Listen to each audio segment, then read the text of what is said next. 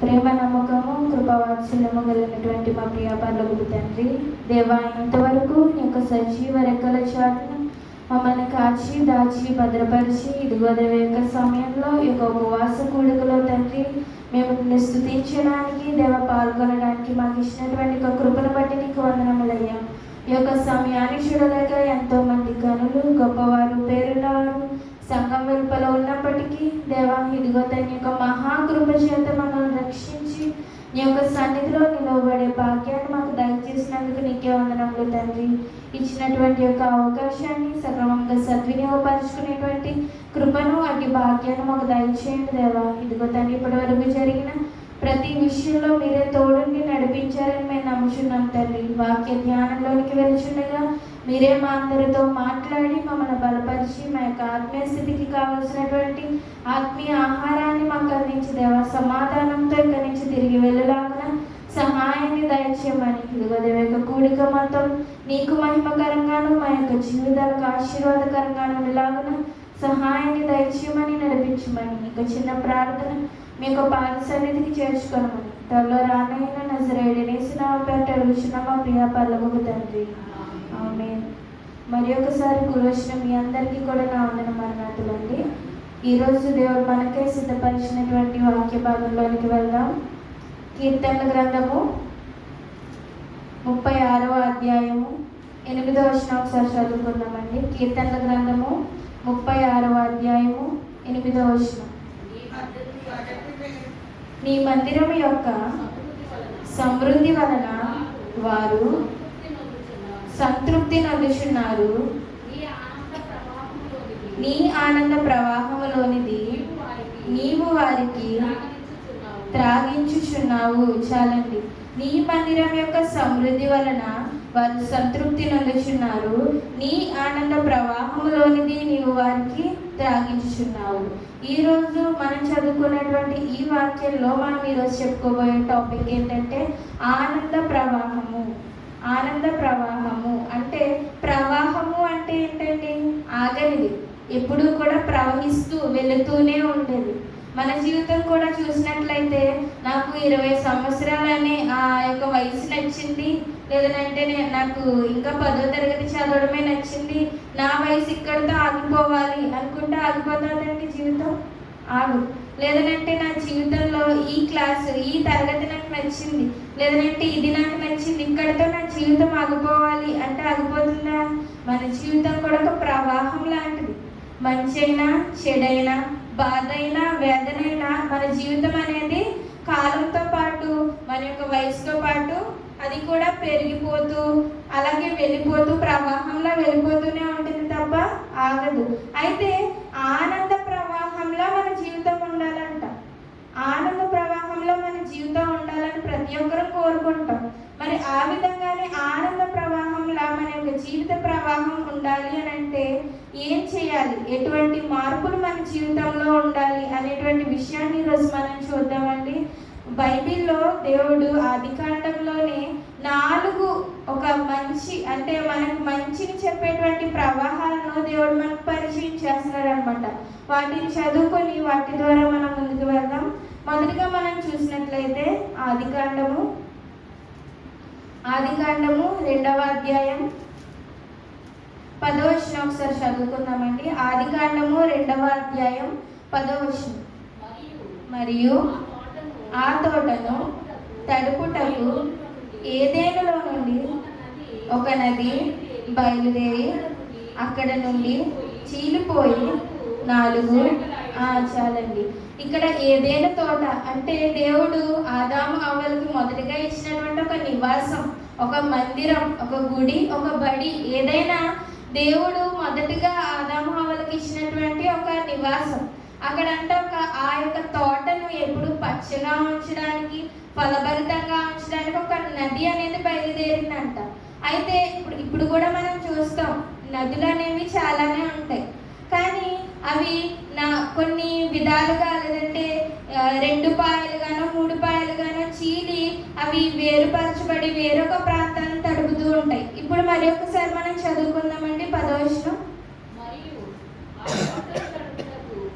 ఏదేనులో నుండి ఒక నది బయలుదేరి అక్కడ నుండి అక్కడ ఏదైనా తడుపుటకు ఒక నది ఉందంట. ఆ నది అక్కడి నుంచి చీలిపోయి 4 శాఖలు అయిందంట.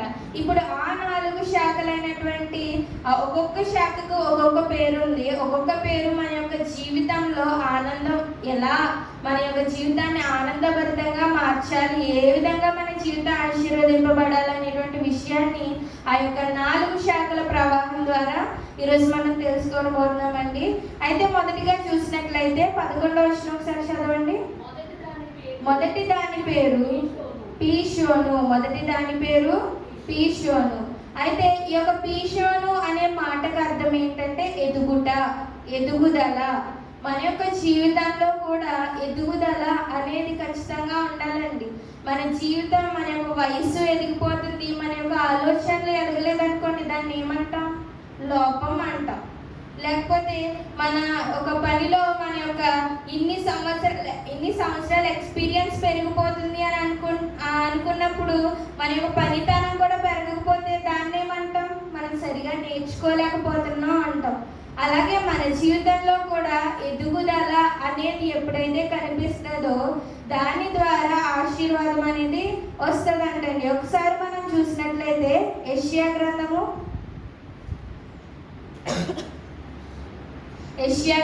44వ అధ్యాయము 3వ వచనం ఒకసారి చదువుకుందామండి. యెషయా గ్రంథము 44వ అధ్యాయము 3వ వచనం. నేను దప్పిగల వాని మీద నీళ్లను ఎండిన భూమి మీద ప్రవాహ జలములను కుమ్మరించెదను. నీ సంతతి మీద నా ఆత్మను కుమ్మరించెదను. నీకు పుట్టిన వారిని నేను ఆశీర్వదించెదను. నీటి కాలువల యొద్ద నాటబడిన నిరవంజి చెట్లు గడ్డిలో ఎదుగునట్లు వారు ఎదుగుదురు. ఎటువంటి ఎదుగుదల ఉండాలి చూడండి. ఒకరిని మనం ఎదగాలి అని అంటే ఇంకొకరిని తక్కువ చేసి, లేదంటే ఇంకొకరిని అనగదొక్కి ఎదిగేటువంటి మార్గాలు చాలా ఉన్నాయి ఈ లోకంలో. అటువంటి మార్గాలు ఎంచుకున్న వాళ్ళు చాలా మంది ఉన్నారు. కానీ మన ఎదుగుదల, క్రైస్తవులుగా, దేవుని బిడ్డలుగా మన ఎదుగుదల ఎలా ఉండాలి అని అంటే, నీటి కాలువ ఎవరైనా నాటబడినటువంటి చెట్టు ఏ విధంగా ఎదుగుతుందో, ఎప్పుడు ఫలభరితంగా పచ్చగా ఏ విధంగా అయితే ఉంటుందో ఆ విధంగా మనం కూడా ఆ యొక్క ప్రవాహ జలం పక్కన నాటబడినటువంటి చెట్టు చిగురించినట్లు నిరంతరం మన యొక్క విషయాలలో ఎదుగుదల కలిగి ఉండాలండి. ప్రతి విషయంలో మనం చేసే పనిలో కావచ్చు, మనకున్న జ్ఞానంలో కావచ్చు, మన వయసుతో పాటు మనకున్నటువంటి అన్ని టాలెంట్స్ లో కూడా మనం ఎదుగుదల ఎప్పుడైతే కలిగి ఉంటామో దాని ద్వారా మనం చెప్పవచ్చు మన యొక్క జీవితం ఆనంద ప్రవాహంగా నడుస్తుంది అనేటువంటి విషయాన్ని ఈ యొక్క పీషోను అనేటువంటి మొదటి పాయ ద్వారా మనం తెలుసుకోవచ్చండి. అలాగే రెండవదిగా మనం చూసినట్లయితే అదే ఆదికాండము 2వ అధ్యాయము 13వ వచనం ఒకసారి చదువుకుందామండి. రెండవ నది పేరు గీహోను. చాలండి. గీహోను రెండో పాయ. ఆ యొక్క నది 4 పాయలుగా 4 శాఖలుగా విడిపోయినప్పుడు మొదటి దాని పేరు పీషోను, రెండో దాని పేరు గీహోను. అయితే ఈ గీహోను అనే మాటకు అర్థం ఏంటంటే ఉబుకుట. అంటే అక్కడి నుంచి లేమి అనేది ఉండదన్నమాట. ఎప్పుడు కూడా మనం ఎంత తీసినా కానీ నీళ్ళు అనేవి వస్తూ ఉంటాయి. చూడండి, మన దగ్గర ఉన్నటువంటి ఈ యొక్క బోర్స్ లో కావచ్చు, లేదంటే ఇంతకు ముందు తీసుకునే నొయ్యల్లో కావచ్చు, మనం ఎంత వాటర్ యూజ్ చేసినా, ఎంత నీళ్లు మనం వాడినా కానీ అక్కడి నుంచి నీళ్ళు ఎప్పుడు కూడా ఉబుకుతూనే ఉంటాయి. దాన్ని ఏమంటాం మనం? మంచి మంచి ప్రదేశం, అది మంచి నీరు పడినటువంటి ప్రదేశం అని పిలుస్తాం. కానీ ఒక 2-3 సంవత్సరాలకి బోర్ తీసిన ఒక 2-3 సంవత్సరాలకి అది ఎండిపోయి నీరు రాని విధంగా ఉందనుకోండి, మనం ఏమంటాం? ఇది మంచి ప్రదేశం కాదు, నీరు మంచిగా పడలేదు అని అంటాం. కానీ ఇక్కడ ఏం చెప్తున్నారంటే గీహోను అనే మాటకు ఉబుకుట అంటే ఎప్పుడు కూడా లేమి, లేదు అనేటువంటి విషయం దాని దగ్గర ఉండదంట. మనం ఎంత తీసినా కానీ అది ఎప్పుడు కూడా ఉబుకుతూనే ఉంటుందంట. ఒకసారి మనం విషయాన్ని చూసినట్లయితే యెషయా గ్రంథము 58వ అధ్యాయము ఒకసారి చదువుకుందామండి. యెషయా గ్రంథము 58వ అధ్యాయము 11వ వచనం.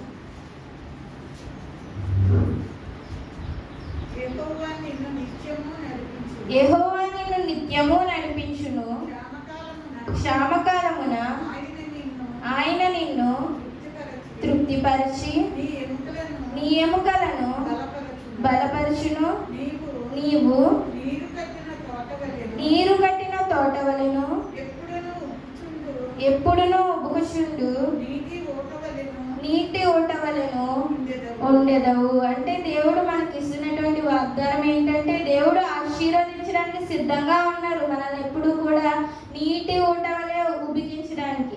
మరి మన జీవితంలో ఎటువంటి విషయాల్లో మనకి లేమి అనేది ఉండదు అనేటువంటి విషయాన్ని దేవుడు తెలియజేస్తున్నారంటే, కీర్తనల గ్రంథము 128వ అధ్యాయము 3వ వచనం మనకు బాగా తెలిసినటువంటి వాక్యం. కీర్తనల గ్రంథము 128వ అధ్యాయము 3వ వచనం ఒకసారి చదువుకుందామండి. నీలో గిట నీ భార్య ఫలించు ద్రాక్షవల్లి వలె నుండును, నీ భోజనపు బల్ల చుట్టూ నీ పిల్లలు ఒలీవ మొక్కల వలె నుందురు. ఒలీవ మొక్క అంటే మీకు ఆల్రెడీ తెలిసే ఉంటుంది. దానికి కాలము, సమయంతో, సందర్భంతో పని ఉండదండి. అది ప్రతి కాలంలోనూ ప్రతి సీజన్లోనూ చిగురిస్తూనే ఉంటుంది. కనుక భోజనపు బల్ల చుట్టూ మన పిల్లలు ఎలా ఉంటారంట? ఒలీవ మొక్కల వలె ఉంటారంట. అంటే భోజనపు బల్ల దగ్గర కూర్చున్నప్పుడు దేవుడు లేమి అనేది లేకుండా మన కుటుంబాలను, మన యొక్క పిల్లలను ఆశీర్వదిస్తాడు. లేమి అనేది మన యొక్క గృహంలో లేకుండా దేవుడు మన యొక్క కుటుంబాలను ఆశీర్వదిస్తాను అనేటువంటి విషయాన్ని ఈ యొక్క 2వ శాఖ అయినటువంటి గిహోను అనేటువంటి ప్రవాహం ద్వారా దేవుడు మనకు తెలియచేస్తూ మన యొక్క జీవితాన్ని ఆనంద ప్రవాహంగా మార్చడానికి దేవుడు సిద్ధపడుతున్నాడని. 3వదిగా మనం చూసినట్లయితే ఆదికాండము 2వ అధ్యాయము 14వ వచనం ఒకసారి చదువుకున్నామండి. ఆదికాండము 2వ అధ్యాయము 14వ వచనం. 3వ నది పేరు హిద్దెకెలు. చాలండి, 3వ నది పేరు హిద్దెకెలు.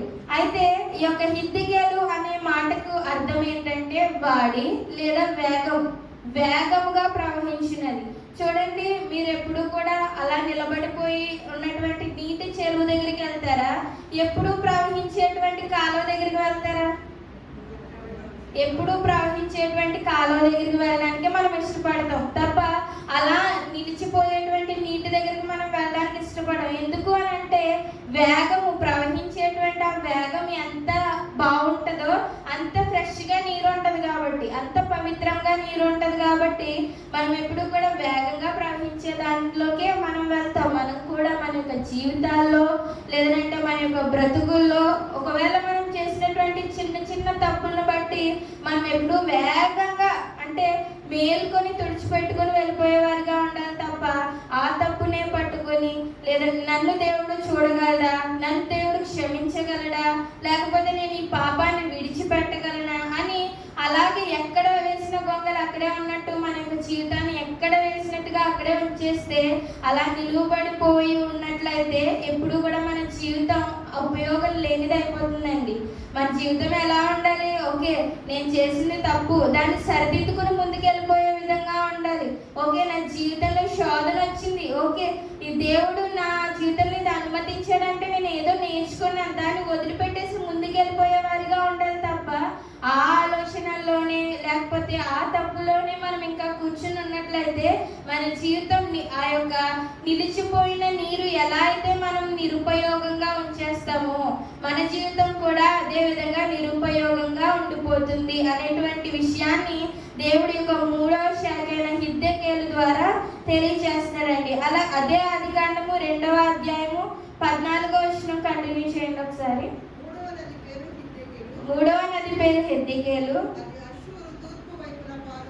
అది అష్షూరు తూర్పు వైపున పారుచున్నది. 4వ నది యూఫ్రటీస్. చాలండి, ఈ యొక్క యూఫ్రటీస్ అనే మాటకు అర్థం ఏంటంటే ఫలభరితము, ఫలభరితమైనది అనేటువంటి అర్థాన్ని ఈ యొక్క యూఫ్రటీస్ నది ఇస్తుందండి. మన యొక్క జీవితంలో కూడా అంతే. ఇప్పుడు నేను చదువుకుంటున్నా, చదువుకుంటున్నాను కాబట్టి నేను చదువుకుంటా వెళ్ళిపోతే నా యొక్క తల్లిదండ్రులకి కుటుంబస్తులకి ఆనందమా? చదువుకున్న దాన్ని బట్టి నేను ఒక మంచి మార్కులు తెచ్చుకుని మంచి ఉద్యోగాన్ని తెచ్చుకుని మంచి పేరు తెచ్చుకుంటే నా యొక్క తల్లిదండ్రులకి ఆనందమా? మంచిగా వాళ్ళు కష్టపడి చదివిస్తున్నారు కాబట్టి మీ పిల్లలకు కూడా మీరు అలాగే అనుకుంటారు కదా, మేము కష్టపడి చదివిస్తున్నాం కాబట్టి వాళ్ళు ఫలించే విధంగా ఉండాలి. వయస్సు విషయంలో ఫలించాలి, చేసేటువంటి పనుల విషయంలో ఫలించాలి, లేదంటే వాళ్ళ యొక్క జీవితంలో ఫలించాలి అనేటువంటి విషయాన్ని మనం ఎప్పుడూ కోరుకుంటూ ఉంటాం. అందుకే దేవుడు మనల్ని ఆశీర్వదిస్తూ అంటారు. కీర్తనల గ్రంథము 1వ అధ్యాయము 3వ వచనం ఒకసారి చదువుకుందామండి. కీర్తనల గ్రంథము 1వ అధ్యాయము 3వ వచనం. అతడు నీటి కాలువల యోరను నాటబడినదై ఆకు వాడక తన కాలమందు ఫలమిచ్చు చెట్టు వలె నుండును. చాలండి. అయితే మనం ఎలా ఉండాలంట? మనం ముందు చెప్పుకున్న విధంగా నీటి కాలువల యోరన నాటబడి పచ్చగా మనం ఎలా ఎప్పుడు కూడా లేమి లేకుండా ఉంటామో అదే విధంగా ఫలాలు ఇచ్చే చెట్టులా కూడా మనం ఉండాలంట. అంటే ఇతరులకు ఉపయోగపడే వ్యక్తులుగా ఇప్పటి వరకు కని పెంచి పెద్ద చేసినటువంటి తల్లిదండ్రులకు ఉపయోగపడే విధంగా మన చుట్టూ ఉన్నటువంటి కుటుంబాలకు ఉపయోగపడే విధంగా ఉండాలంట. ఉపయోగపడే విధంగా అనంటే చెడ్డ కార్యాలకు కాదు, కానీ దేవుడు ఇక్కడ చెప్తున్నారు ఏమనంటే ఫలమిచ్చు చెట్టు.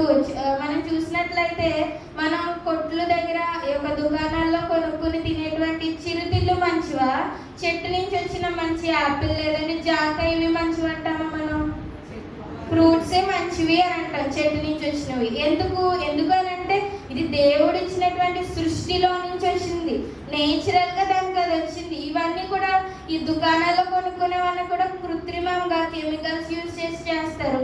వీటితో పోల్చుకుంటే చెట్టు నుంచి వచ్చినటువంటి ఆ యొక్క ఫలాలే మంచివి అంటాం. మనకు కూడా 2 విధాలు ఉన్నాయి. ఇలా కెమికల్గా కృత్రిమంగా చేసేటువంటి ఫలభరితమైనటువంటి విషయాలు ఉన్నాయి. దేవుని విషయంలో ఆలోచించి మన చుట్టూ ఉన్న వారందరికీ మంచి కలిగే విధంగా ఫలించే విధంగా కూడా చాలా విషయాలు ఉన్నాయి. కానీ క్రైస్తవులుగా దేవుని తెలుసుకున్నటువంటి బిడ్డలుగా మనం వేటిని ఎన్నుకోవాలి అని అంటే మనం ఫలించడం ద్వారా మన చుట్టూ ఉన్నటువంటి వాళ్ళు కూడా ఆ యొక్క ఫలింపులో ఉన్నటువంటి తీపిని, మాధుర్యాన్ని, ఆరోగ్యాన్ని మన చుట్టూ ఉన్న వాళ్ళందరూ కూడా అనుభవించే విధంగా ఫలించాలి అనేటువంటి విషయాన్ని దేవుడు యొక్క 4వ శాఖ అయినటువంటి యూఫ్రటీస్ నది ద్వారా దేవుడు మనల్ని హెచ్చరిస్తున్నారండి. మరి ఒకసారి మనం చూసినట్లయితే పీషోను అంటే ఎదుగుట.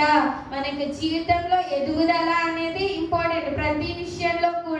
ప్రతి విషయంలో మన యొక్క స్కిల్స్లో కావచ్చు, టాలెంట్లో కావచ్చు, పనుల్లో కావచ్చు, ఏజ్లో కావచ్చు, ప్రతి విషయంలో ఎదుగుదల అనేది ఇంపార్టెంట్ అనేటువంటి విషయాన్ని దేవుడు మనకి ఇక్కడ తెలియజేస్తున్నాడండి. 2వదిగా గిహోను అంటే ఉబ్బుకుట, లేమి అనేటువంటి మాట లేనిదై ఉండుట. అంటే నా దగ్గర లేదు, నా వల్ల కాదు, నేను చేయలేను అనేటువంటి మాట మన దగ్గర లేకుండా అలా ఉండాలి అని అంటే మొదటిగా మనం దేవుడిని అడగాలండి. దేవుని మోకరించి అడిగితే దేవునికి అసాధ్యమైనది ఏమీ లేదు, ఆయనకి సమస్తము సాధ్యమే. కనుక మనం మోకరించి అడిగినట్లయితేనే మనకు ఆ ధైర్యం వస్తుంది. నేను చేయలేను అనేటువంటి మాట మన దగ్గర నుంచి వెళ్ళిపోవాలి. ఎప్పుడు కూడా ఉబ్బుకుచున్న నీటి ఓట వల్లే మనం ఉండాలి అని అంటే మనం దేవుని మందిరంలో ఎప్పుడు కూడా హాజరయ్యి ఎప్పుడు కూడా ఆయన్ను ముఖాముఖిగా చూడడానికి సిద్ధపడేవారిగా ఉండాలండి. అలాగే 3వదిగా మనం చూసినట్లయితే వేగముగా ప్రవహించేది వంటిగా మన జీవితం ఉండాలి.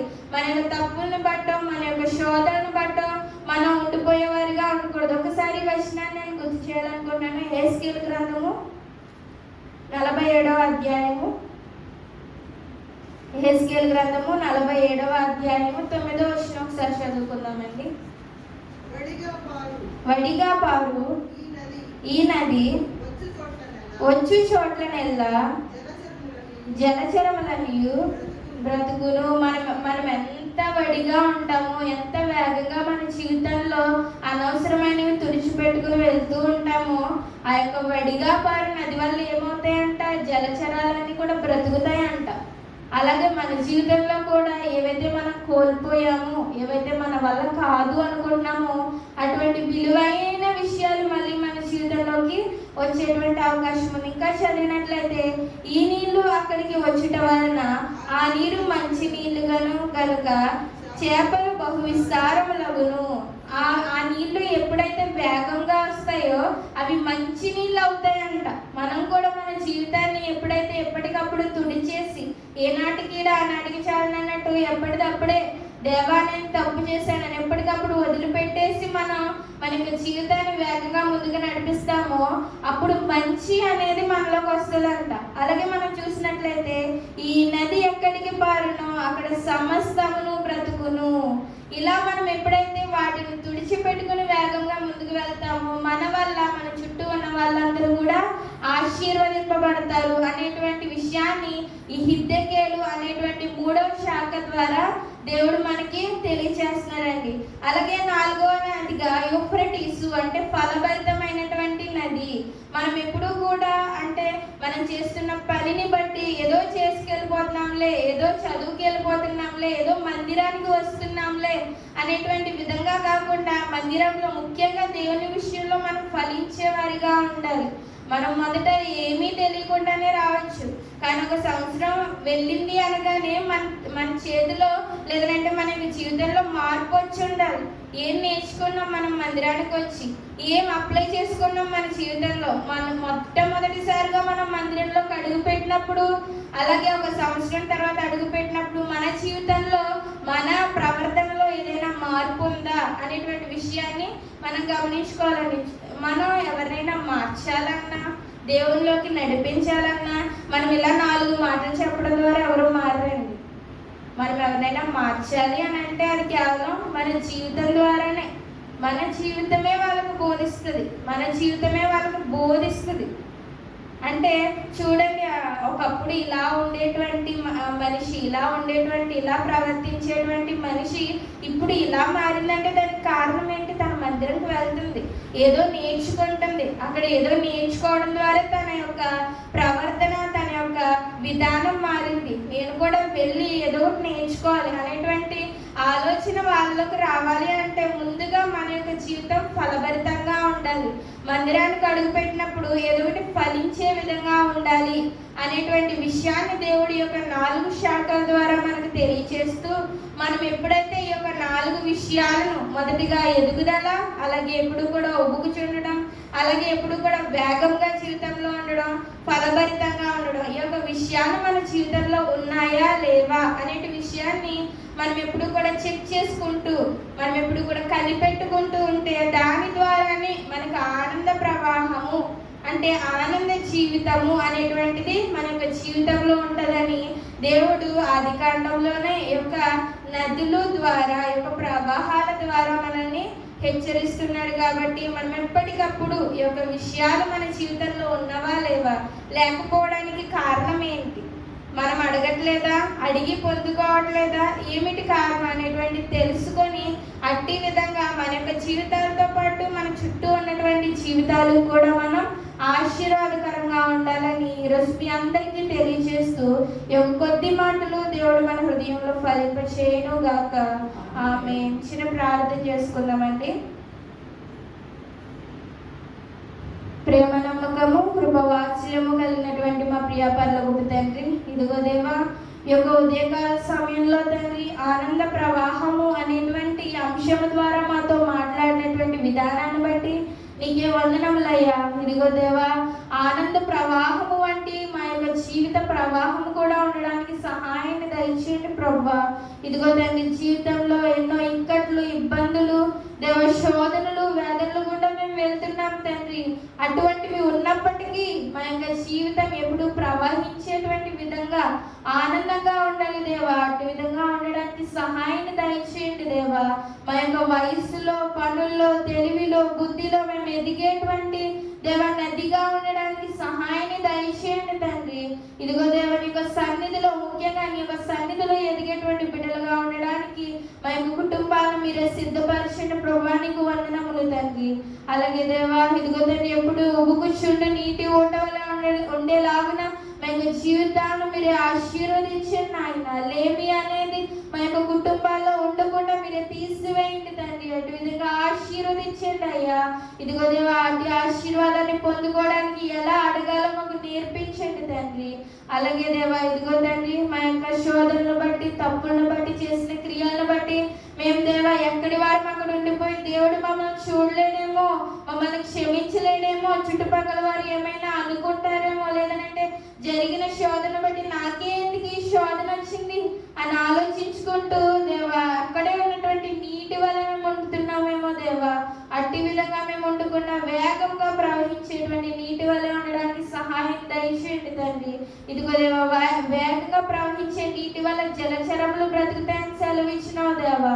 మంచి నీరు తండ్రి ఉంటుందని సెలవిచ్చినాడు తండ్రి. అట్టి విధంగా దేవా మా యొక్క వేగవంతమైనటువంటి జీవితం వలన తండ్రి మంచి బ్రతుకును మేము పొందుకోవడానికి సహాయాన్ని దయచేయండి దేవా. మేము శోధనలో నుంచి, తప్పులోంచి వేగంగా బయటకు వచ్చేటువంటి మార్గాలను మా యొక్క జీవితంలో మీరు కలుగు చేయండి తండ్రి. అలాగే దేవా, ఫలభరితమైనటువంటి ప్రవాహంలో మా యొక్క జీవితం ఉండడానికి మీరు సహాయాన్ని దయచేయండి ప్రభువా.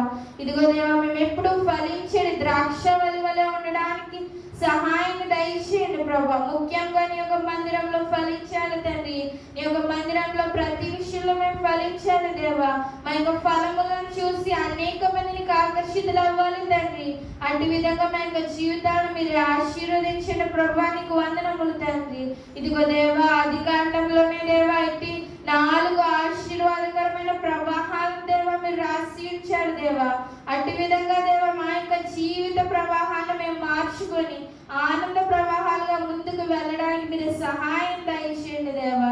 ఇదిగో దేవా, మా ద్వారా ఇంకొక నలుగురు నీ యొక్క సన్నిధికి రావాలి తప్ప మా యొక్క ప్రవర్తన ద్వారా దాన్ని నీకు అవమానం తెచ్చే బిడ్డలుగా మేము ఉండకూడదు. సహాయాన్ని దయచేయండి తండ్రి. వాక్యాన్ని విని వదిలేసే వారిగా మేము ఉండకూడదు దేవా. యొక్క జీవితాల్లో వాటిని పెట్టుకుని వాటి ప్రకారంగా నడిచేవారిగా ఉండడానికి సహాయం దయచేయండి ప్రభా. ఇదిగో దేవ, ఇచ్చినటువంటి అవకాశాన్ని బట్టి నీకు వందనములు, స్తుతులు, స్తోత్రములు చెల్లించుకుంటున్నాం దేవా. నీ చిత్తమైతే మరి ఒకసారి ఈ విధంగా కలుసుకునే భాగ్యాన్ని దయచేయమని, మీరే తోడుని నడిపించి ఆశీర్వదించి కృప చూపించమని దేవకి చిన్న ప్రార్థన ఇచ్చినటువంటి అవకాశాన్ని బట్టి నీకే స్తుతులు, స్తోత్రములు చెల్లించుకుంటూ త్వరలో రానయ్యన నజరేయుడైన యేసునామమున పెట్టి అడుగుచున్నాం మా ప్రియ పరలోకపు తండ్రి. ఆమేన్. మరి ఒకసారి కూడి వచ్చిన మీ అందరికీ నా మరణాలు.